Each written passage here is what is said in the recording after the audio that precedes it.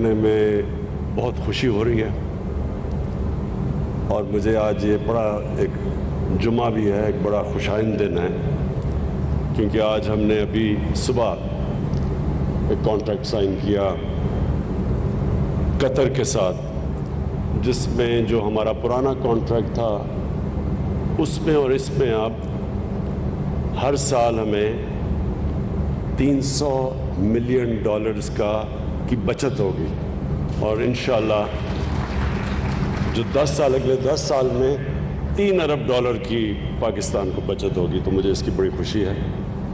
اور اس 1 سال سے ہم لگے ہوئے تھے اس کے اوپر نیگوشیٹ کرنے کے لیے، اور یہ جو اب یہ پروجیکٹ ہے، اس پروجیکٹ کے لیے میں ذرا پہلے جو اب سب سے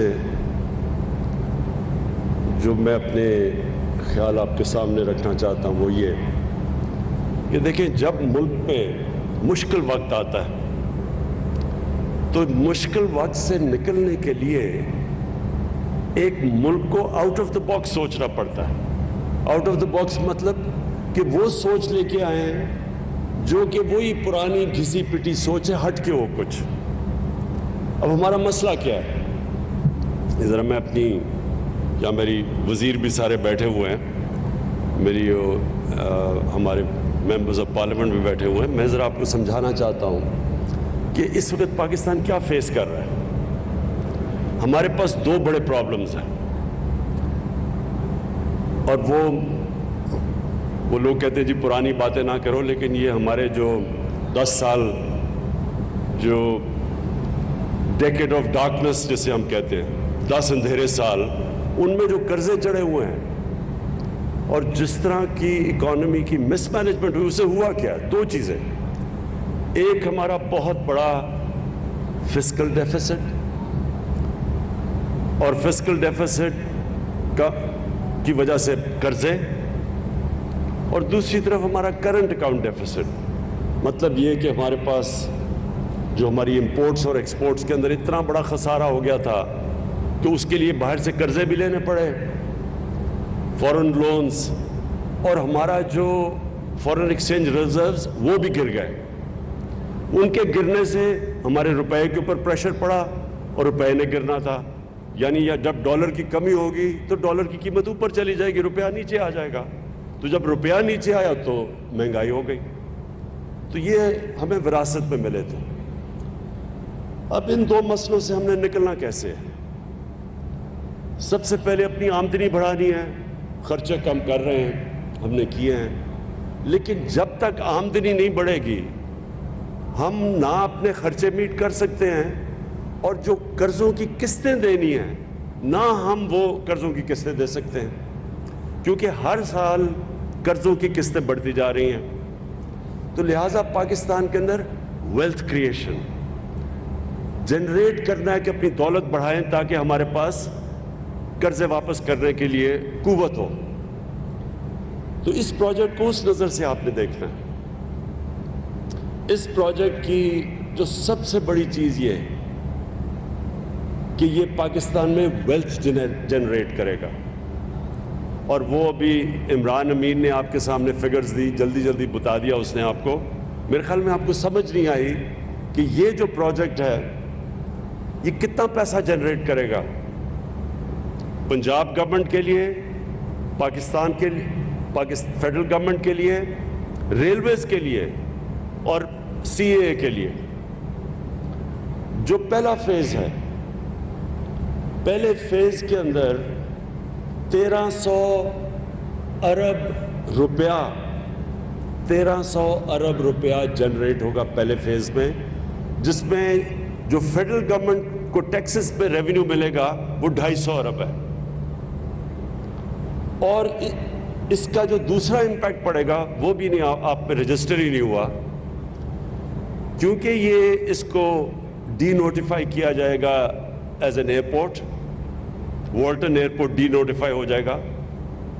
اس سے یہ ہوگا کہ یہ جو گلبرگ مین بولاوارڈ، فیروز پور روڈ، ادھر اس وقت ریسٹرکشن تھی، بلڈنگز کو اوپر جانے نہیں دیا جا رہا تھا، کیونکہ اس ایئرپورٹ کی وجہ سے وہ فلائی زون میں آ جاتا تھا. تو جب یہ ایئرپورٹ ڈی نوٹیفائی ہوگا تو یہ سارے علاقوں میں, اور یہ سینٹرز ہیں ہمارے, یہ کمرشل سینٹرز ہیں, مین بولاوارڈ, فیروز پور روڈ, سارا گلبرگ, یہ اکنامک ہب بن سکتا ہے کیونکہ یہ پھر اوپر جا سکیں گے. تو اس سے دو فائدے ہوں گے. ایک تو جو ہمارا اب جو لاہور ہے یہ جو پھیلتا جا رہا ہے, اس کو روکنے کے لیے تو ورٹیکل اوپر جانا پڑے گا, کیونکہ لاہور جب میں بڑا ہو رہا تھا تو لاہور تقریباً زمان پارک پہ ختم ہو جاتا. اس کے زمان پارک کی یہ سارا گلبرگ وغیرہ, یہ ہم ان کو دیہات سمجھتے تھے, کھیت کود تھے یہاں سارے. تو یہ اتنی تیزی سے پھیلا ہے کہ اس کے بہت وہ منفی اثرات آگے سامنے آ رہے ہیں. سب سے پہلے پانی کا, بہت بڑا پانی کا مسئلہ ہو گیا. وہ واٹر ٹیبل نیچے جا رہی ہے اور بھی تیزی سے نیچے جا رہی ہے. دوسرا, جو سارا لاہور کا سیوریج ہے وہ جا رہا ہے راوی کے اندر. جب راوی کا سیوریج کا مطلب کہ وہ سارا نیچے سندھ تک, اس سارے شہر کا سارا سیوریج نیچے جا رہا ہے, جو کہ پانی کو بھی خراب کرتا ہے. کئی لوگ تو دریا کا پانی پیتے ہیں نیچے. اور دوسرا واٹر ٹیبل بھی, وہ بھی کنٹامنیٹ ہو رہی ہے. اور جو راوی ہے وہ جب سردیاں آتی ہیں تو وہ جب سکڑتا ہے تو وہ بالکل ایک سیوریج کا نالا بن جاتا ہے. تو وہ ایک ایشو. اور جتنا آپ کا شہر پھیلتا جاتا ہے اس کو آپ فیسلٹیز ہی نہیں دے سکتے, نہ آپ ان کو سیوریج سسٹم دے سکتے ہیں, نہ پانی دے سکتے ہیں, اور جو بھی آپ امیونٹیز دیتے ہیں ان کا خرچہ بڑھتا جاتا ہے. اس لیے دنیا میں ماڈرن سٹیز اوپر جاتی ہیں. اور پھر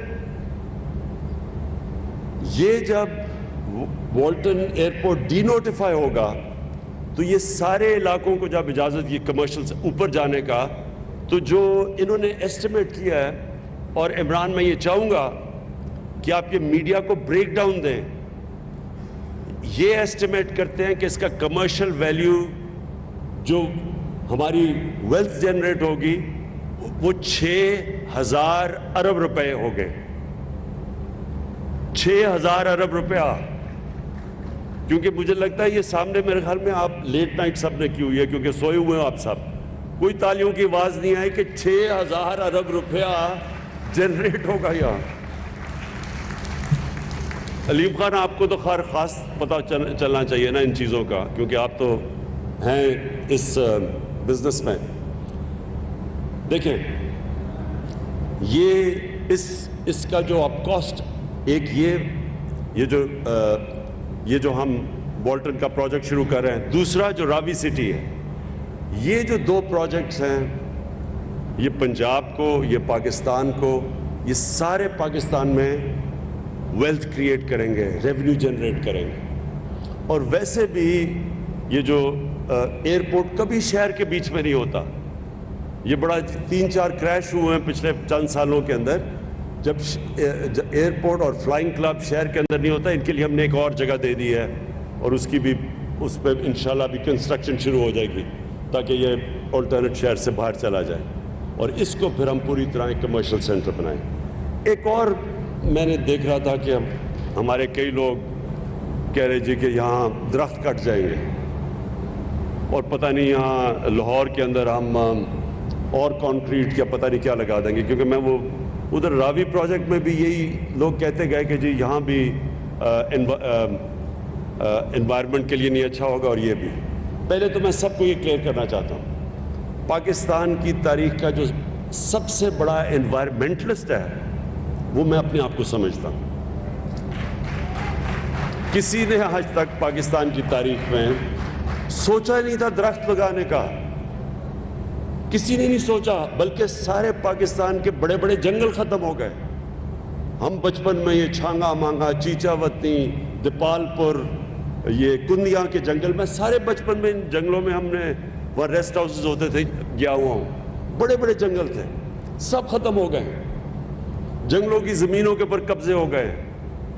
تو پہلی دفعہ پاکستان کی تاریخ میں کسی نے سوچا تھا درخت لگانے کا, وہ ہم نے خیبر پختونخوا میں جو 1 अरब दरख्त लगाए थे जो इंटरनेशनली एक्नॉलेज्ड हैं। तो ये सबसे पहले मुतमईन हो जाओ कि कोई दरख्त नहीं कट रहा, यहाँ कोई दरख्त नहीं कट रहा। और अगर कोई भी दरख्त हमें हटाना पड़ा तो हमारे पास अब इक्विपमेंट है, उसको रीलोकेट कर देंगे। लेकिन जो उसके बदले जो अभी उन्होंने आपको बताया अर्बन फॉरेस्ट्री, जो कि हम पूरे यहाँ दरख्त उगा रहे हैं और जो सारी मॉडर्न टेक्नोलॉजीज लेके आ रहे हैं, जो अब नई नई दरख्त उगाने की अर्बन फॉरेस्ट्री की टेक्नोलॉजीज है, वो सारी यहाँ यूज़ होंगी। जो ये बिल्डिंग्स भी बनेंगी, ये सब जो लेटेस्ट आज जो इमरान अमीन ने जल्दी में अपनी प्रेजेंटेशन में कहा, जो अब दुनिया के अंदर जो नई बिल्डिंग्स बन रही हैं सारी, इन सब में सस्टेनेबल जो उनकी एनर्जी कंजर्वेशन, ये सब नई चीज़ें जो आ गई हैं, इंशाल्लाह वो इधर भी करेंगे और रावी सिटी में भी करेंगे, जो दोनों हमारे बड़े प्रोजेक्ट्स हैं। और इसका फिर एक और बहुत बड़ा जो फ़ायदा, जो हमारा दूसरा मसला है करंट अकाउंट का, कि जैसे ही हमारी इकॉनमी ऊपर उठने लगती है, हमारे पास फॉरेन रिजर्व जो हमारे हैं वो कम होने शुरू हो जाते हैं, रुपए पे प्रेशर पड़ जाता है, क्योंकि इंपोर्ट्स बढ़ जाती हैं। और जब इंपोर्ट्स बढ़ती हैं तो फिर करंट अकाउंट यानी हमारे जो डॉलर्स मुल्क में जो आ रहे होते हैं वो कम होते हैं और मुल्क से बाहर ज़्यादा डॉलर्स जा रहे होते हैं। हमने अभी तक पिछले 5-6 महीने में बड़ी देर के बाद पाकिस्तान का जो करंट अकाउंट है वो सरप्लस में रहा है। सो पिछले महीने 6 महीने हमारा करंट अकाउंट सरप्लस में रहा है। तो जब से हमें सबसे बड़ा डेफिसिट मिला था जब हमारी गवर्नमेंट आई थी $20 अरब के, तो ये जो प्रोजेक्ट है इसकी वजह से डॉलर्स आएंगे पाकिस्तान में। मैं बार बार लोगों को कहता हूं कि हमारा जो सबसे बड़ा असासा है वो हमारे ओवरसीज पाकिस्तानी है। और ओवरसीज पाकिस्तानी अब जब भी कोई हाउसिंग सोसाइटीज़ बनती हैं, अलीम खान को पता होगा इसका, इसमें बहुत बड़ी इन्वेस्टमेंट ओवरसीज पाकिस्तानी करते हैं, क्योंकि वो बदकिस्मती से हमने अभी तक वो सिस्टम नहीं बनाया कि वो हमारे लिए इंडस्ट्री में और चीज़ों में इन्वेस्ट करें। वो करते हैं प्रॉपर्टी में सिर्फ। तो ये जो बड़ा मेगा प्रोजेक्ट है ये रावी सिटी का, और ये जो वॉल्टन का हमारा प्रोजेक्ट है, इसके अंदर बहुत ज़्यादा इंटरेस्ट ओवरसीज़ पाकिस्तानी का है। और इसका मतलब कि बाहर से हमारे पास पैसा आएगा, और जैसे जैसे हमारा मुल्क अब ऊपर जा रहा है, हमारी टेक्सटाइल एक्सपोर्ट्स बढ़ती जा रही हैं, हमारी इस वक्त नई फैक्ट्रियां बन रही हैं, तो जो मशीन इंपोर्ट करते हैं उससे प्रेशर पड़ रहा है हमारे फॉरेन एक्सचेंज रिजर्व से। इसलिए भी ये प्रोजेक्ट बड़ा इंपॉर्टेंट है, क्योंकि इसकी वजह से डॉलर्स आएंगे और हमारा फिर जो हमारे रुपए पे प्रेशर इंशाल्लाह नहीं पड़ेगा। मैं जो उस्मान बुज़दार ने अभी बातें की उसमें सिर्फ एक और चीज़ टच करना चाहता हूँ। जो हम एक नया पाकिस्तान प्रोजेक्ट है हमारा घरों का, अफोर्डेबल हाउसिंग का, पहली दफ़ा पाकिस्तान की तारीख में कोशिश की जा रही है कि तनख्वाहदार तबका, मज़दूर तबका, जिनके पास पैसे नहीं है, कैश नहीं है घर बनाने का, वो उनके लिए आज तक वो बस ख्वाब ही देखते रहते थे कि हमारे पास भी घर हो। तो ये पहली दफ़ा पाकिस्तान में कोशिश की जा रही है। इसमें हमने बैंक्स को इन्वॉल्व किया है। इसमें हमने बड़ी मुश्किलों से जो एक कानून था फोरक्लोजर लॉ, वो पता नहीं कितनी देर से फंसा हुआ था, वो कानून आज पाकिस्तान में फोरक्लोजर लॉ का कानून आया, इसलिए बैंक्स भी अब इसमें आ चुके हैं। और हम पूरी कोशिश कर रहे हैं कि आप बैंक्स को इनकरेज करें, क्योंकि उनको अब तक आदत नहीं थी कि छोटे लोगों को कर्जे देने की, बैंकों को कोई आदत नहीं थी। हमारी एक अखुवत जो NGO है वो तो देते कर्जे बेचारे लोगों को, और हमने उनको भी फंड किया हुआ 5 अरब कि वो भी जो लोग बिल्कुल ही निचला तबका है उनकी मदद करते हैं कर्जे देने में, माइक्रो फाइनेंस में। लेकिन जो बैंक्स हैं ये पहली दफ़ा पाकिस्तान में मॉर्गेज फाइनेंसिंग के अंदर आए हैं, और इसमें गवर्नमेंट ने भी इनके साथ मिलकर इनको इंसेंटिव्स भी दिए हैं, और आगे भी मुसलसल इनसे मैं खुद मीटिंग्स करता हूँ। ये हम पहली दफ़ा जो इन्होंने अभी फ्लैट्स अनाउंस किए, 50,000 मेरे ख्याल में फ्लैट्स अनाउंस इन्होंने जो किए हैं, ये सारा हमारा नया हाउसिंग प्रोजेक्ट के तहत इनको फाइनेंसिंग की जाएगी। और इस मकसद ये है कि वो लोग जो आज तक कभी भी जिनके पास कैश नहीं था घर खरीदने के लिए, उनके पास ये मॉर्गेज फाइनेंसिंग हो, ताकि वो जो किस्तें देते थे, जो किराए पे हर महीना पैसा खर्च करते थे, उसी किराए के ऊपर वो किस्तें दे दें बैंक्स को, और उनको अपना घर उनको मिल जाएगा। और इंशाअल्लाह ये जो हमारा साल है, अब तक तो ये पूरा स्ट्रक्चर ही तैयार हो रहा था इसके लिए, नया पाकिस्तान हाउसिंग के लिए, और प्रॉब्लम मुश्किल कानून चेंज करने पड़े, रूल्स रेगुलेशंस चेंज करने पड़े, FBR के साथ बैठ के टैक्सेस कम करने पड़े। ये सारा प्रोसेस काफ़ी टाइम लगा है, लेकिन अब इंशाअल्लाह हम तैयार हैं कि ये पूरा लॉन्च करें अपनी जो अफोर्डेबल हाउसिंग, जो कभी भी पाकिस्तान में पहले किसी ने नहीं किया।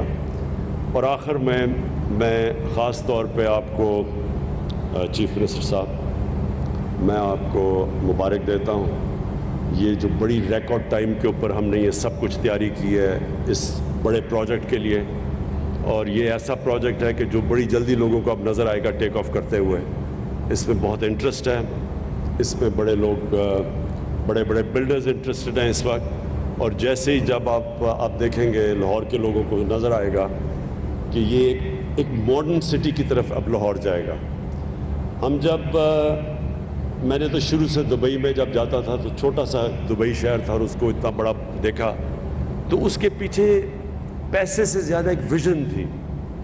उन्होंने सोचा कि दुबई को कैसे एक मॉडर्न सिटी बनाएंगे, और हमारे सामने वो हर साल चेंज होता गया दुबई। चाइना के अंदर भी जो आप उनके बड़े बड़े शहर देखें तो वो हर दूसरे साल बदल जाते हैं, इतनी तेज़ी से डेवलपमेंट हो रही है।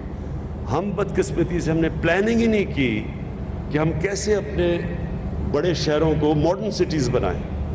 हम भी फैलते जा रहे हैं, कराची भी फैलता जा रहा है, इस्लामाबाद फैलता जा रहा है, और ये सारे शहर वो बनते जा रहे हैं जो आखिर में इनको हम मैनेज नहीं कर सकेंगे। इसलिए ये बड़ा इम्पोर्टेंट था कि ये एक रावी सिटी पहले उसको बनाया जाए, वो भी लाहौर को बचाएगी, और ये फिर एक लाहौर का बिजनेस हब बने, ये जो हमारा आज हमने प्रोजेक्ट लॉन्च किया। बहुत बहुत शुक्रिया। वज़ीर-ए-आज़म इमरान खान लाहौर में मौजूद थे और सेंट्रल बिजनेस डिस्ट्रिक्ट का संग बुनियाद रख रहे थे, जिसकी तकरीब से खिताब करते हुए उन्होंने कहा कि जब मुल्क में मुश्किल वक्त आता है तो मुश्किल वक्त में एक मुल्क को आउट ऑफ द बॉक्स सोचना पड़ता है। कतर से सुबह मुआहदा हुआ है।